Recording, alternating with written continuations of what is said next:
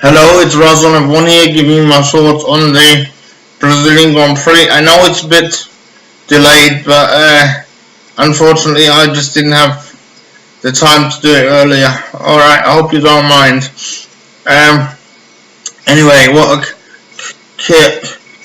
chaotic start that one was. Hey, with Roman Grosjean not even making it to the grid because he aquaplaned off the circuit whilst on the way to his grid slot, which was a shame because he would have started from 7th on the grid, so that would have been excellent for him. Due to the horrendous weather conditions, the race was started behind the safety car, which I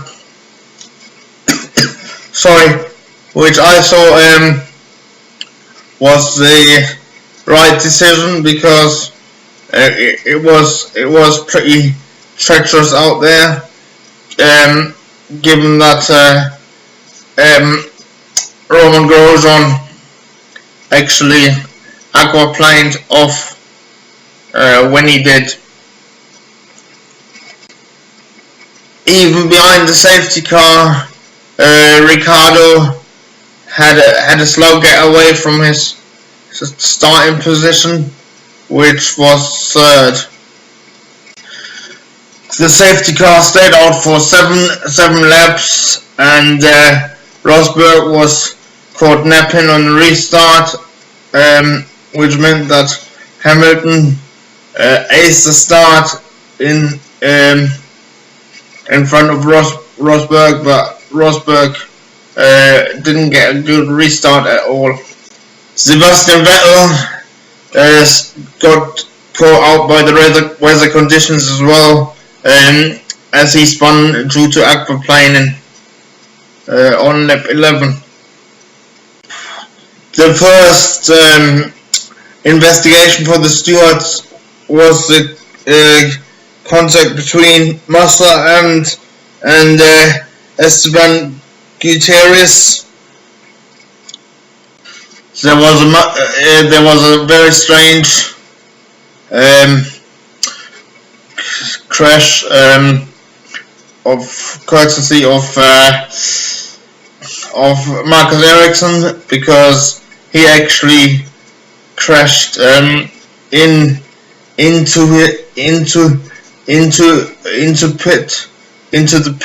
pit lane entry, which caused the safety car to come out again. Because the safety car came out, the pits were closed. However, Daniel Ricciardo came in anyway, which is against the rules, because normally you can't come in when the pits are closed. But so as a consequence, he came under investigation, but he reported possibly having a flat tire. So if that was the case, then obviously that would be a safety concern. So you can't really get punished for a safety concern, obviously. The safety car came in on lap 20, but on lap 21, Kimi Räikkönen had a massive crash, which in turn red flagged the caused the first the red flag of the session of the race. In the meanwhile, the stewards have decided that Massa and Ricciardo were to get a 5-second penalty. I can't honestly remember what Massa got the penalty for. However, it obviously the reason why Daniel Ricciardo got the penalty was obviously because he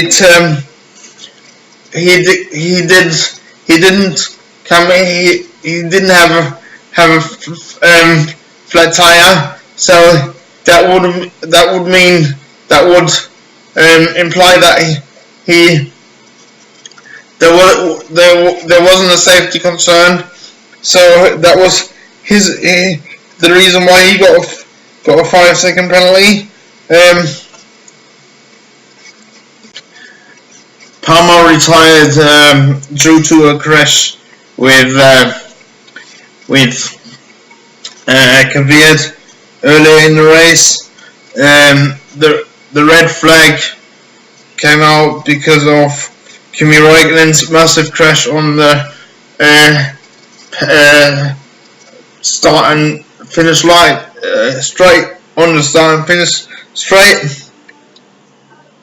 The race restarted on lap 31 out of 71, I think.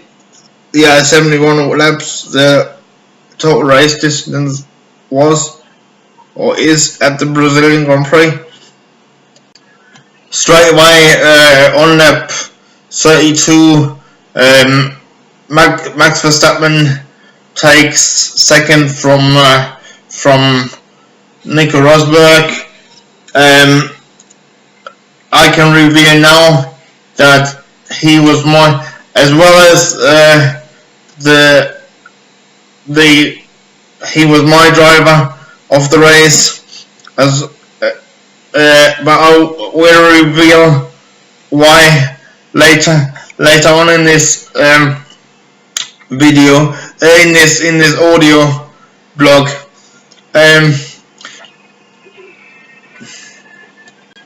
Max Verstappen gets my catch of the race as well, because he nearly put it in the wall. He had literally the luckiest save of the race, because he more or less spun and only managed to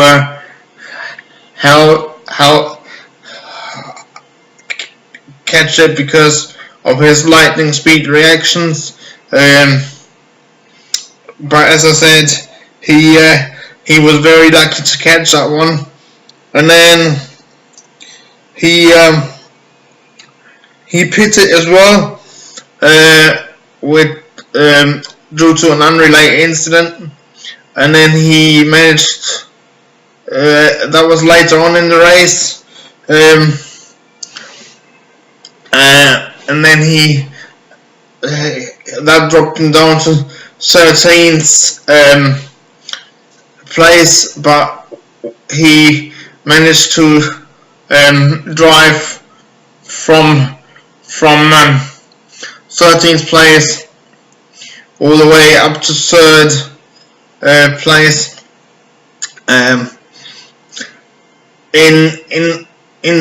In about 3 laps, within 3 laps, which I think was mega. A lot of people on social media and on YouTube and Facebook and Twitter think that was and a lot of experts think that was like Senna-like, but I don't. I think it's a bit early to consider comparing him with Senna.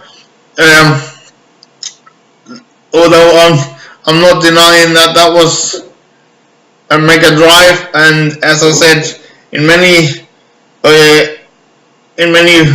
vlogs and audio blogs before, I think that Max Verstappen is definitely a star of the future. He gets criticised for his overtaking manoeuvres too often, I do believe. I think he's a breath of fresh air, and if anything, Brazil, the Brazilian Grand Prix 2016 has definitely shown that the kid knows how to race, and that he's got balls of steel. But I wouldn't go as far as comparing him to Ayrton Senna just yet. It was a sad last final Brazilian Grand Prix for Felipe Massa, because he crashed on lap 49, which brought out the safety car.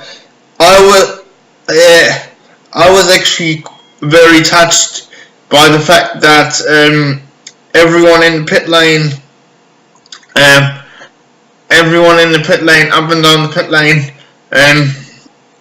actually stood out there and sort of congratulated him on what a great career he's had, and it just shows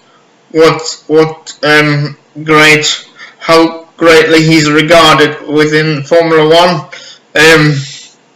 So I actually shed a tear, I must admit, and I do believe that he is better than he's better than Rubens Barrichello.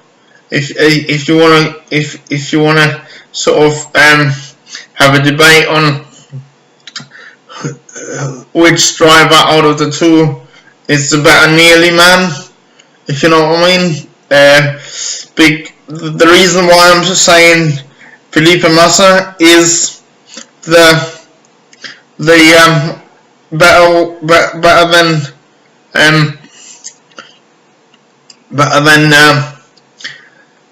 Rubens Barrichello is because unlike Rubens Barrichello, Felipe Massa actually was the world champion for about 30 seconds when he crossed the line at the Brazilian Grand Prix 2008, and until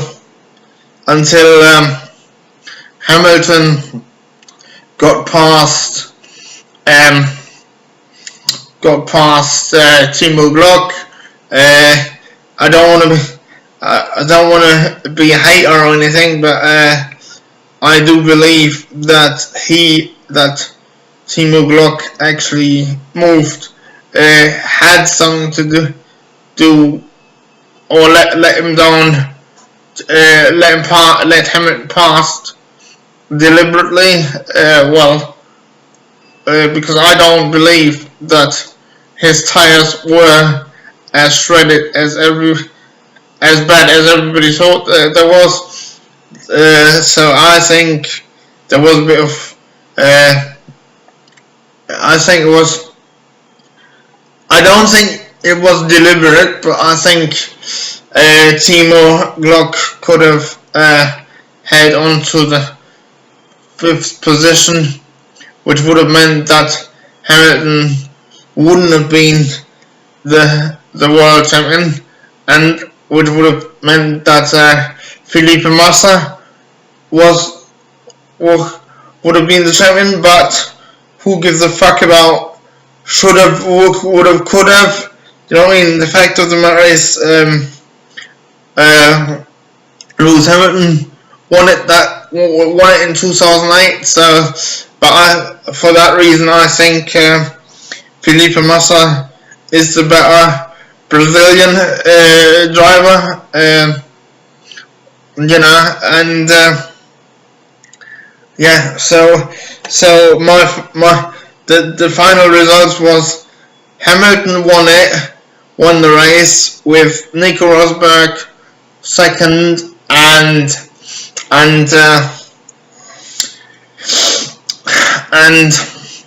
Verstappen, as I said, he came third.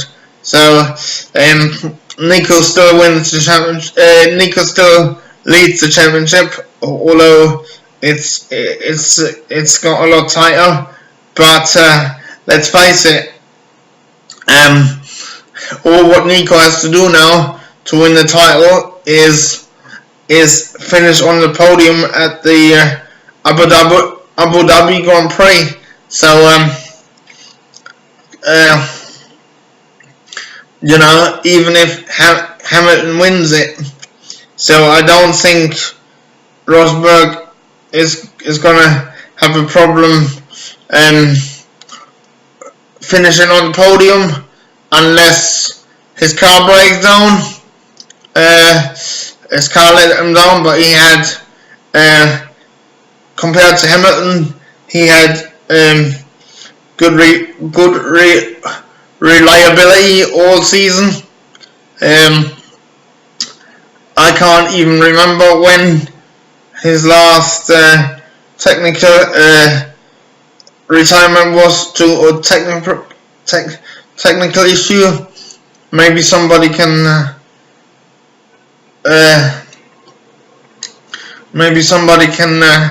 tell me that. Yeah, I think his last technical retirement to a technical issue wasn't it Japan 2015 or something, where his engine blew up, but I'm not entirely sure. But anyway, this could.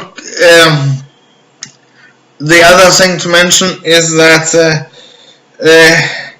the other half of Esteban Gutierrez retired, and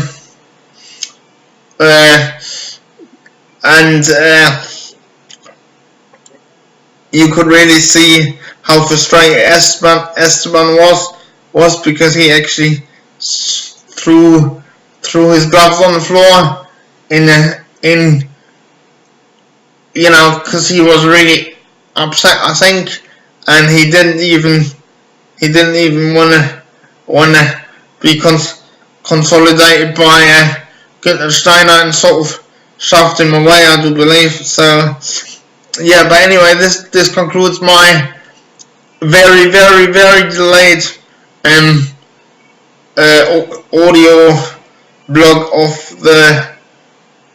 audio blog review of the 2016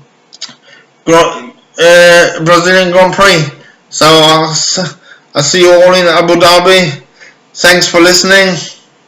I hope you like, comment and subscribe on this blog, and also if you want to buy me a virtual beer, you can now do so by clicking the support RAS101 financially button. Now every little helps, but as I said, I'm doing this blog to firstly because I love Formula 1, but secondly I'm also doing this because I'm trying to kill my anxiety and my panic attacks. So every subscriber and every comment means the world to me. Don't forget to hit the subscribe button if you haven't already done so. Alright, really appreciate it, guys. I'm out of here. Bye.